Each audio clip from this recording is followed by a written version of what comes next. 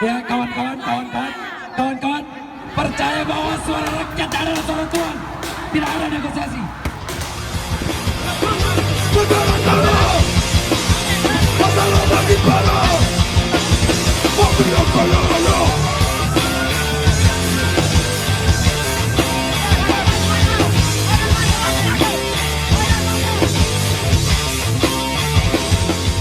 Kita ini masa mau ditindas terus, ditindis, kita ini anti penindasan. Ya, mungkin memang itu sangat berbahaya kalau memang disahkan. Bermasalah di situ di dalam rancangan undang-undang KUHP yang baru ini. Terasa memang jika itu disahkan, lalu akan jadi ancaman buat kehidupan demokrasi kita di Indonesia.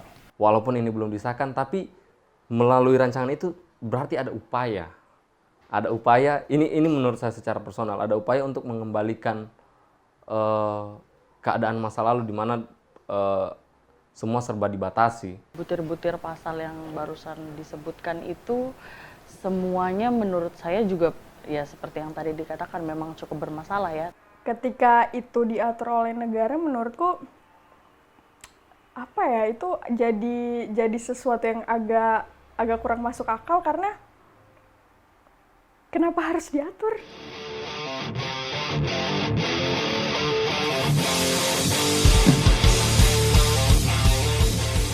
Jujur saja, presiden saja bisa berbohong.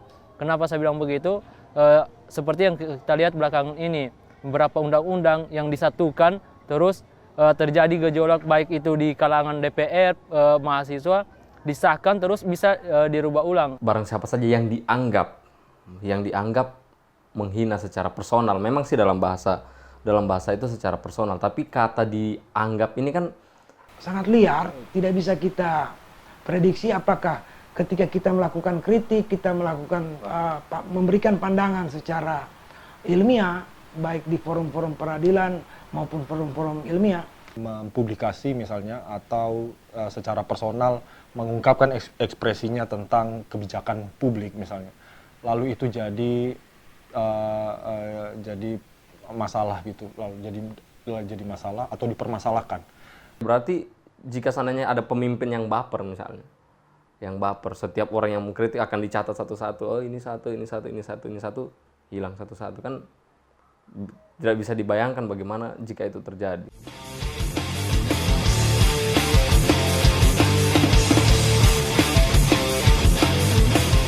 Kami suka solidaritas, makan satu piring 5 orang, rokok 1 batang diputar 5 orang. Yang kami suka itu kita bisa dapat saudara lebih banyak, maksudnya dapat teman. Pasal-pasal kontroversi itu yang diancam di sana itu bukan cuma pekerja seni, bukan cuma penulis, bukan cuma jurnalis, tetapi petani, warga biasa yang bahkan misalnya tidak tahu atau tidak ingin tahu gitu apa yang terjadi dengan hukum, sistem hukum di negaranya atau hukum positif di negaranya. Hidup punk juga seperti itu. Jadi bukan hanya hidup menggelandang ini, bukan hanya dilihat satu aspek saja. Soal bahwa dia mengganggu kenyamanan hidup. Kalau saya melihat bahwa negara tidak mau lihat, mau menutupi potret buruk kehidupan pengelolaannya. Dengan ketika ada orang hidup menggelandang, baik itu karena ketidakmampuannya maupun dia punya cara mengekspresikan kehidupannya, dihajar dengan undang-undang. Satpol PP. Maksudnya kalau ditangkap tidak usah dicukur atau dipukul. Maunya cuma ditanya saja tuh. Itu dipukul baru dicukur.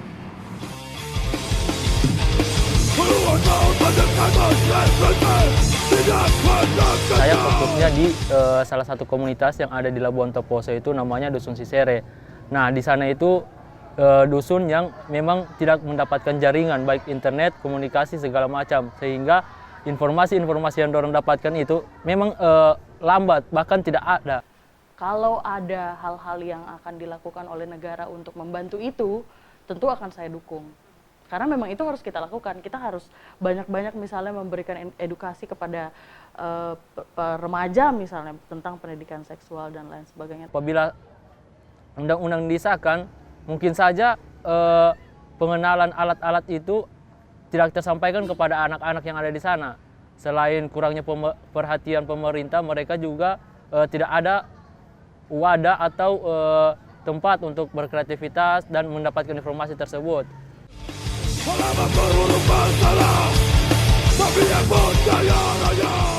Pas tahu kalau ternyata pasal itu ada, hahaha.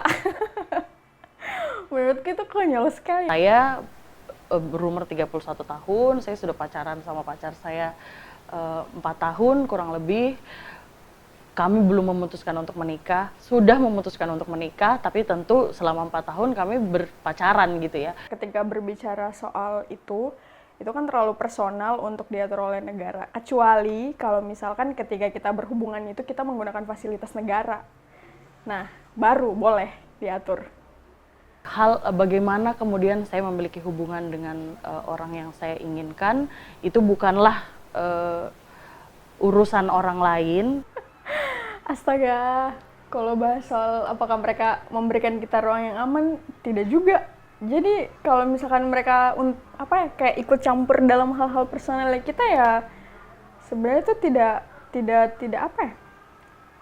Kalau menurutku agak tidak pas. Karena apa yang kau kasih ke saya, terus apa yang mau kau ambil dari saya. Jadi feedbacknya itu tidak sesuai.